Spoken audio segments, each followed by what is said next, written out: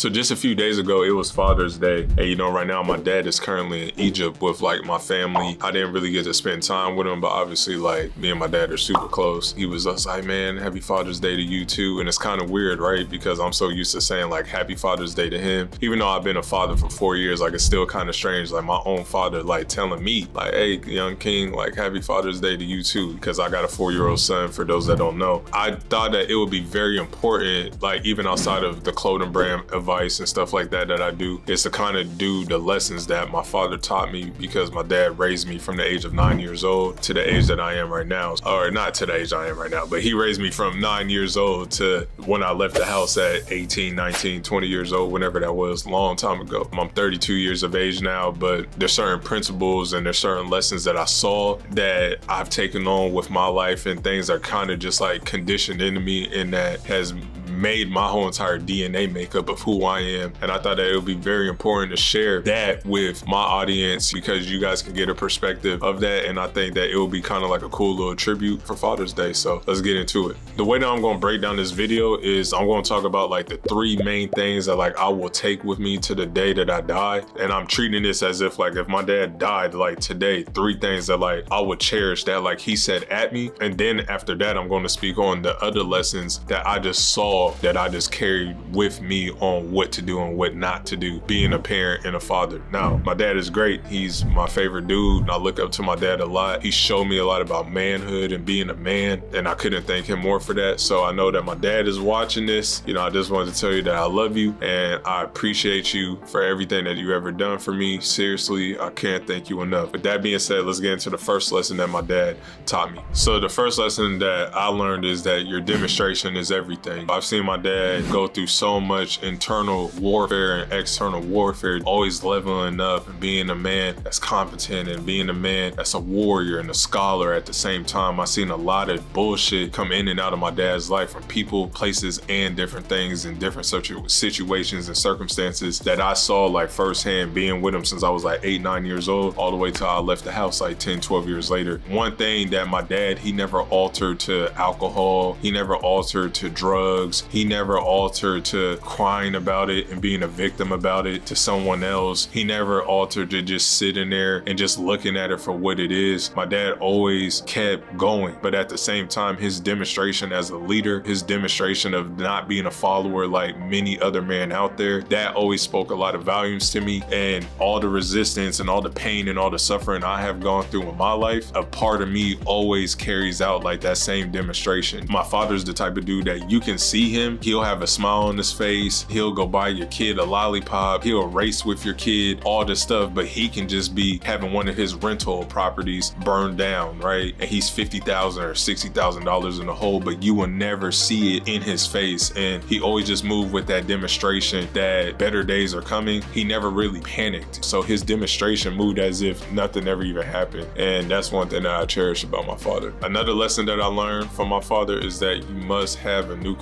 family. Now, growing up with my dad, I was a single kid with a single father. And I don't care what anybody says out there, there has been more pain and suffering for every single kid that not have both of their bio parents in the house. There's so much trauma if you did not grow up with both parents in the household. I stand on that, I live on that. Me living with my mom from birth till 9, and then living with my dad from 19 to like 22. It caused a lot of confusion. It caused a lot of pain. It caused a lot of suffering. And obviously, you know, as a man, when a woman's not with you when it comes to your mission, when it comes to your values, and when it comes to your lifestyle, sooner than later, y'all going to bump heads. And that's what happened between my dad and my mom. And obviously, like, I'm a toddler. I wasn't fully conscious and aware of everything that was going on. But one thing that I will say is that I wish that my dad would have got that situation right with my mom, and vice versa. Even with my mom, I wish my mom would have got that right with my dad, because obviously I would have became a better person like if I would have had both people in the house. But it's like I got 2 different lifestyles, I got 2 different beliefs, I got 2 different battles, I got 2 different missions in life, and both of these people are like tug of warring me back and forth on who to believe. Like my mom come from a very Christianity household and all this other stuff, and my dad is more so like this single dad that's like this stoic dude, and he's just like, quit pampering my fucking son. And it was just this back and forth chaotic battle. And growing up, I went through so much pain and suffering, always always traveling back and forth from Florida to Portland by myself. And those were like traumatic childhood experiences for me because neither my dad or my mom ever had to go through that. Both of them grew up in a nuclear family. And one thing that I will say is like having a nuclear family for every man out there that's watching this is critical. Going through that traumatic childhood experience with me, I remember just being on Southwest and Alaska and all these different airplanes as a kid, just crying for 6 hours straight. And I would just tell myself like, I will never, ever, ever put my kid through something like this. And unfortunately, history repeats itself. And my son right now is currently growing up in a household without his father being 100% present and his mom raising him. I'm going to get into that into like another video because I think that that's a very deep topic to talk about that can help out a lot of young men out there that's going to go through this or that's currently going through this as far as like the whole single dad thing. But even right now, like when it comes to my son and whoever my future queen is, the lady that I want my son to look up to, I'm big on like building a nuclear structure with her. Obviously I learned from my dad. Obviously I repeated it. It goes back to one of those things that like I just wish having that nuclear family and that nuclear foundation was installed into my life. And one lesson that I learned from not having that is to get that by any means necessary. It didn't work out with me and my child's mother, unfortunately, but now I'm about to make it happen with somebody else, but I'm not out there seeking and searching for it. I'm gonna let it come to me, and I know in God's timing that it's gonna be at the perfect time for me. The third lesson that I learned from my father is hang around honorable people. So my whole thing is when we were coming up, my dad never kicked it with people that was outside of who his authentic self was. My dad kicked it with a lot of entrepreneurs. He kicked it with a lot of single fathers, and he kicked it with a lot of honorable men that make an honorable living. We can go back to history, and when we look up all of these different people in our historic times, whether if it's from Gandhi or when it comes to Napoleon Bonaparte, or when it comes to the people in Kemet, even in Africa, some parts of Africa, like everybody had honorable tribe. Weak men weren't allowed in tribes, and my dad, he always kicked it around like stoic men, men that was on their shit, men that handled their business, men that took care of their kids, men that handled their motherfucking responsibilities. And when I look at my life and when I look at my friends and family and people that I honor and cherish, I kick it with a lot of people that's not only honorable people, but people that are also, they handle their business, they loyalty to me. We have a small, tight knit, and we just don't let anybody into that circle. So that's one thing that I learned from my dad growing up, you know, like his friend Craig, and RIP to his friend Lamont. But, you know, even Craig back in the day, like Craig did real estate. He had a single child, he had a daughter, you know, and me and his daughter the same age. And I remember just being there as a kid with my dad. He's getting into the real estate game. He got me sitting at the table listening to everything at like 8, 9 years old, like just conditioning my mind to hear business being spoken. And those times were like just like priceless for me. And not just only that, like even priceless for Craig's daughter as well, because she followed her dad's steps and got into the real estate game, and she's killing it. My dad just had me there to just shape my mind on just like what's possible. And with all that, I'm seeing his mailbox money coming through from all of his renters, and I'm just seeing like what is possible at a very young age and doing it with another honorable person. And that's always been like a goal of mine, to just like build a strong, honorable tribe of men, of high value men, and just keep building and destroying on this world. Next up, we have verbal abuse. This one is very hard to talk about. It's very traumatic. Even though that my dad was a great father, he was also a flawed man as well. There was a lot of things growing up in the household that I kept my mouth shut about, just due to the simple fact that that's my father, and I never wanted to like disrespect him in any kind of way. But growing up, it was a lot of ego with my dad. When they got a divorce, my mom took everything from my dad. My dad had to start from here. So by the time I got to him, he was like halfway there. But by the time I'm like 13, 14, he's finally starting to see 10 years plus of all the reaps of his like hard work that he put in. I felt like it was a lot of ego involved with that, and that ego led to like talking down on other people, and especially me being his son. And there was times that he said hurtful things to me, like you're an idiot, or you dumbass, and you dumb fuck, and all this other stuff. And he will really mean it. He's not saying it as a joke. And like obviously like all my friends and shit, everybody's laughing, but he was like really meaning that. And me being his only child, and I don't really have nobody to run to for that, like that used to kind of like fuck with me. And I always told myself, you know, with my son, it's like I'd rather build that relationship with him to like really talk to him. Now I get it, like parents, yeah, like you gonna yell at your kids and cuss at your kids sometimes, but just hearing that negative affirmation a lot, that made me like, it fucked with my self-confidence at times, like even in high school. And I had to like overcome, and on top of that, I had to overcome like a lot of things, like just me being counted out of high school, almost a high school dropout, 5th year senior. And obviously it wasn't wasn't because of like my IQ or nothing like that. I just was a person that wasn't going to school and handling my business. But at the same time, back at my house, like my dad would just sit there and always just talk down upon me a lot. It was getting to the point where like even my stepmom and stuff will get involved and she'll speak up on it. But even though that my dad's not a perfect person, we make mistakes. But just growing up, I just always remember telling myself, even to this day, I will never talk down on my son, and I will never call him a dumb fuck. I will never call him a fucking idiot. Now, granted, I might call him an idiot if he does something like real stupid, but like just saying it over and over and over to the point to where like you almost start believing it. Am I a dumb fuck? I don't think that that's a healthy place for like a kid or even a young adult to be in, because you can take that programming and then that can just really fuck you up in the long term. So one of my things that I learned from my dad is like not to speak negative affirmation on people or even onto my own child. Another lesson that I also learned from my dad is that he always told me like, don't tell me, just show me. Now right there is one of the main motivators on who I am. You know, like my whole entire life, I always been counted out. Things never went my way, and my dad would just sit back. And that's one thing that I always liked about my dad. Like he would sit back and just see how I would respond to the whole entire thing. Things didn't go my way, I would make sure that it would go my way. So for example, if I didn't make a basketball team or I got cut or something like that happened, I will bust my ass for 9 months straight. Nobody would hear from me. No drinking, no alcohol, no homies, no none of that. Like straight handling business to get the job done. So my dad always used to tell me when things aren't going my way, he'd be like, don't tell me, just show me. Like, nigga, show me. Don't tell me, just show me. And I think that that's very important, because now you start moving from the place of principles rather than just like trying to get some social proof validation from something. So now it's almost like I got something to prove, not just to myself, but to my dad. And just like what David Deida says in The Way of the Superior Man, that a man grows by challenge and a woman grows by praise. And my dad didn't really praise me that much, which is fine because I'm not a female. So he always would challenge me, but he wouldn't challenge me in like a negative affirmation kind of way. He would challenge me just more so in that, like, shit, don't tell me, just show me. Show me that you want to make the team. Show me that you want to play college basketball. Show me that you want to start a clothing brand. Show me that you're serious about this. So then when he sees the unwavering effort, that's when he will get behind it and actually support it. Because a lot of people do this and a lot of people actions don't back up for this. So my dad will always tell me, he'd be like, bro, stop telling me, just show me if you really bout this shit. And if you ain't bout this shit, then stop talking. And then now will always just get to me and I'm just gonna be like, yeah, like I'm gonna show that motherfucker like I'm serious. That's one of my favorite lessons I always cherish and take on that I learned from my pops. And last but not least, it kind of correlates to the last message that I just was talking about, but it comes down to, did you win or did you lose? Because there's no in between. And we live in a competitive world and all men are competitive, and every man that is watching this should want more in their life. The house that you want, the car that you want, the female that you want, the life of wants and not need that you want. There's people out there, including me, that's competing to get that as well. When I wouldn't get the things that I want, or if things didn't end up my way, my dad would just ask me, well, did you win or did you lose? So if I'm playing in a game and if I just lost, you lost. It's one of those things where, did you win or did you lose? That's where all the wisdom is at. And that's where you can go back and kind of look at the film and kind of jump back right in a 30,000 foot lens, and you're looking down from an airplane mode at your life and be like, what led up to the losing? So I make sure that it doesn't happen again. I put in the correct input. So on the long term, I have the highest possibility chance of winning, because that's the whole point of life, is to win. I don't care what anybody says. You want to win with the wife. You want to win with the lifestyle. You want to win with the purpose. You want to live with all of that. If you're losing right now, it leads me back to the principle that my dad always installed in me as a kid. You have to be a realist. So if things aren't going your way, you're clearly losing. So if you're losing, now let's just sit back like an eagle, look at our life, look at the vices, the strengths, the weaknesses, the friends, the family, right? The environments. We got to look at all of this stuff, and now we got to change up that whole entire makeup, because that makeup right there has led you into the situation that you're in. So if you're losing, let's just adapt, let's pivot so we don't die, and then let's just put in the correct inputs. So years and years over time, when we look back, we have literally elevated from 0 to 100, and now we're in a winning position. And that's exactly what I saw with my father. I've seen my father take losses. I've seen him lose. I've seen him adapt to the point that like he can't die. I've seen this dude wake up consistently for 2-3 years straight at 4 in the morning at 50 something years old, working out with the best CrossFit people in the world, keeping his body intact, to keep his mind intact, his money, his lifestyle, everything like that. And that is why he is the best dad ever. This dude has been nothing but a great support system to me. I appreciate my dad. I love him very much. And with that being said, those are the lessons that I learned from my father. Please comment, subscribe, and like this channel. And with with that being said, Machiavelli will see you in the next video. I'm out. Peace.